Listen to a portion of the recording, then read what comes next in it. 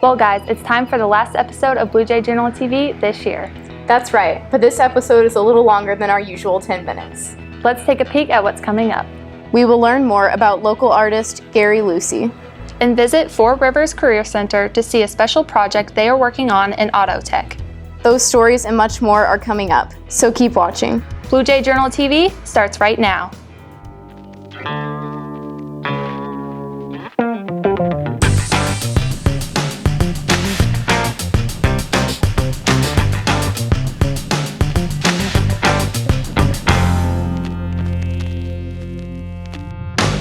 The stigma surrounding teen pregnancy never seems to go away. But do you ever take the time to think about the children who are the result of a teen pregnancy? Lindsay Alferman recently sat down with some of them to get their unique perspective on the topic. When teen pregnancy comes to mind, many people have negative opinions. However, many amazing people are the product of teen pregnancy. My mom was pregnant in high school at 16 with my older sister, Jordan, and then 16 months later, she was pregnant with me. My parents kind of started dating in high school when they were like 15, 16. When my mom was 19, she got pregnant with me. Becoming parents at a young age can put strain on relationships, but these families endured the struggles in their own ways. My parents were split up for 12 years, I think, and my mom was married to someone else and my dad was married to someone else. And almost 2 years ago, they both got divorces and got back together and had a baby over the summer. I don't know if they would have stayed together if she wouldn't have gotten pregnant, but I know my dad stuck around, which, I'm thankful for because I love him. Raising children at such a young age can be hard on both the parents and the kids. My parents barely graduated high school. They just passed by. They didn't take any advanced classes in high school or anything. And my parents kind of push us. They had to push us at first to take harder classes because they didn't want us to end up like them. They want us to go farther. Maddie believes that her baby brother's childhood will be different from her own now that their parents are older. They have better jobs now, and I think overall he'll have a better childhood than we did. Not that we had a terrible one or something, but he'll just have more fun and more experiences. While teen parents are often scrutinized for their situations, Joanna and Maddie are examples of the positive outcomes of teen pregnancy. Most people judge, but thinking back about it, my mom was that person in high school. So, I was the baby that she carried in class. When you see a pregnant teenager at Walmart or something, you're just like, oh my gosh, she's gonna have a horrible time raising this child, but I don't know, my parents made it work. Most of the teen parents in high school love their child unconditionally, which is all that we can ask for. For BJJTV, I'm Lindsay Alferman reporting. Washington, Missouri is home to many artists, but there is one who often comes in mind, Gary Lucy. Faith Wheeler is going to introduce us to him in this story. I say that art is really one 5-syllable word, and that is communication. How you choose to communicate is up to you. Local Washington artist Gary Lucy didn't realize at first that art would be so important to his life today. I was going to actually be a CPA. I was going to go into accounting. And a guy down the hall from me said, let's take a drawing class. And I thought, well, why not? I got involved with art. I changed my major, and I was going to teach. I figured that would probably be the way I could make a living. Lucy pursued teaching art at first, but then took a new direction. I taught elementary art in the Washington School District for 1 year. I decided that I really wanted to be an artist. I wanted to give it a try, so I quit my teaching job. I originally did wildlife art because I was very interested in environmental issues. Then I changed into historic interpretation. Though Lucy's artistic style has changed, his process has stayed the same. First thing I do in a painting is I get an idea. Then it's a matter of trying to figure out how to express that idea. I get models, then I put that information together in a pencil format. I do a drawing. Then from there, I go over to the preliminary study. This process may seem simple, but it can be a challenging task for Lucy. Found out, maybe 15 years ago, I have dyslexia. But I have, I guess you might say, forcefully overcome that. Even with this challenge, Lucy still takes his artwork above and beyond. I would go out on the Missouri River, I'd camp out on the sandbars and take my tripod. Lucy has lived his whole life with art playing an important role. This is really the only job that I think I've ever known. And this is a piece of work that tells a story. I have the unique ability as an artist to be able to tell stories. For more information about Gary Lucy's artwork, visit his gallery on the corner of Main Street.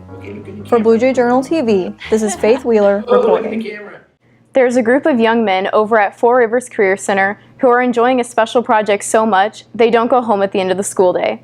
They work well into the evenings. Aaron Reedy is going to introduce them to us. Students in auto tech at Four Rivers Career Center have been working diligently but silently on a project that not many people know about. It's kind of goofy that we're the only one that I know of around that I've heard of that does this night shift program. Last December, Dan Brinkman began planning to remodel and repair a tractor with the help of some of his top-notch students. You cannot buy your way in. You have to maintain good grades, good standards of work ethic. Can't miss homework assignments. Can't get in trouble in or out of school. You recruit us and start working with us. There is more meaning to this project than what meets the eye, though. There are 4 guys that really built me as a kid. I got a tractor from each one of them. I decided a long time ago I was going to restore these tractors to better new condition, kind of a tribute to those guys. So some days when, years from now when I can't visit those guys anymore, that's how I'll visit them.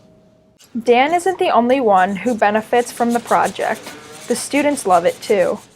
We enjoy it. Yeah, it's spending time with your friends, spending time with your instructor, and learning all the new stuff that we've learned from it. We have a great time here. Both the boys and their instructor's goal is to have the tractor completed by the end of the school year. So we're shooting for the end of the year. There's a couple of Shows. magazines that shows that's going to be in. It's starting to build a schedule for itself for shows and open houses. We're hoping to push it a little bit further, maybe get it on a national spotlight somewhere.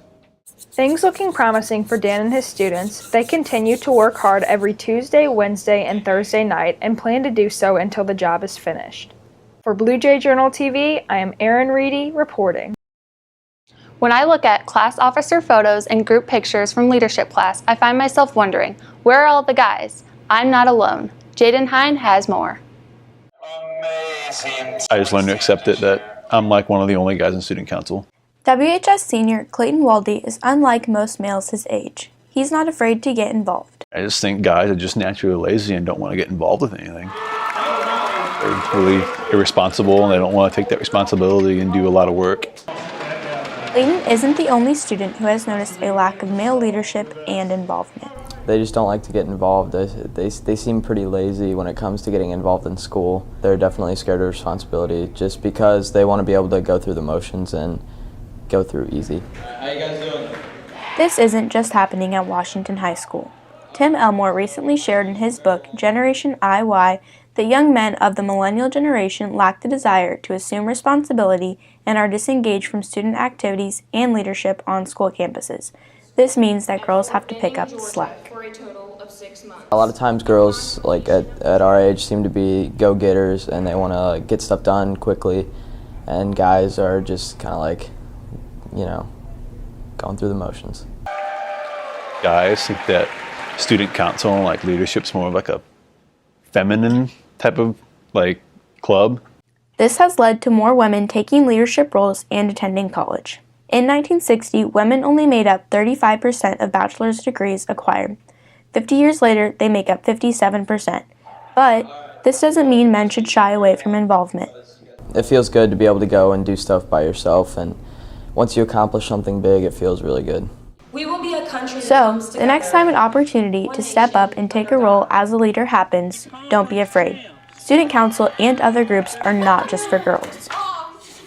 For Blue Jay Journal TV, I am Jaden Hine reporting.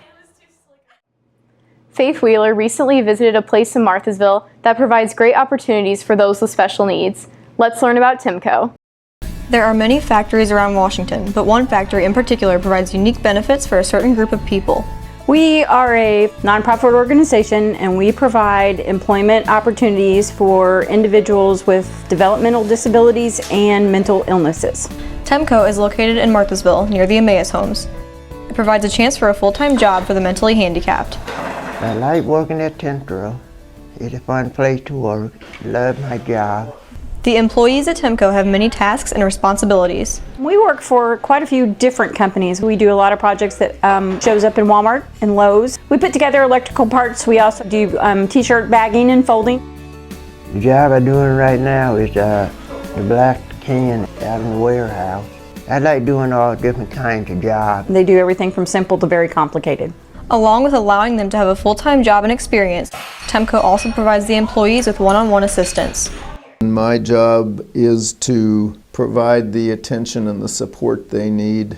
If one of the people is having a problem, I go talk to them. Many of the workers at Temco come from the Emmaus Homes. The Emmaus Homes is an organization that actually they help people with developmental disabilities live in their own home. Both Temco and its workers will soon face a dramatic change. Emmaus Homes will be relocating and restructuring. Well, they're planning on, moving everybody into ISL home in the communion. There's a federal mandate that says that group homes are restrictive, and so what they're doing is that they're moving into a home that is not owned by Emmaus. I hope I still be working here when that happens. Luckily for Temco, this change may not affect its employees and company negatively. From what I understand, even though that the campus is closing down, they're going to try and keep all of the employees in the Warren County area so that they can still work here at this workshop. It really shouldn't affect us. I know of only one person right now that we're losing out of 20. This workshop isn't just a place to work, it is a family. There's a lot of best friends around here in the Temco. We have a community here where everybody knows everybody, and that's a big part of their life. Temco is located at 16950 Rennie Road in Marthasville.